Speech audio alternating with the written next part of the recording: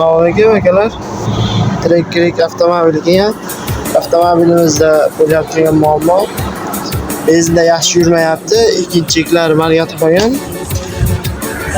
Avtomobilimiz bo'lyapmiz.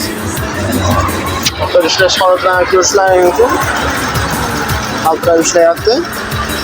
Keyin kompyuter tomonidan ham cheklar, ashkalar bor. Ejektorlar ya cholayonyapti degan ashkalar. Sizlar bu tashkilagan.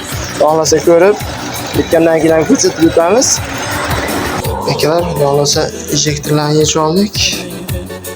Ko'rishlaringiz mumkin, rasvos chiqib ketgan. Sizlarga qanaqa ko'rinyapti? Xohlasa apparatga qo'yib tozalab beramiz. Akalar, trekker ejektorlarni tayyorlab, davomizga qotirib qo'ydik. Ishlash holatlari tekis bo'lib qoldi. Lekin ejektoriga ozgina e'tiborliroq bo'lasizlar.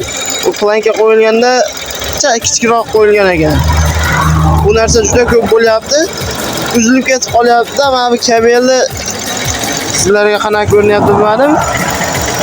Ochib qo'yapti. Ochib qo'ygan hisobiga zamikatib qolishi ham mumkin. Hozir bu ham ochilib qolgan ekan. Buni ham mahkamlab qo'ydik. Xohlasa hamma yo'q joyida. İşleşleri, ikkinchi cheklarni ham o'chirib qo'ydik.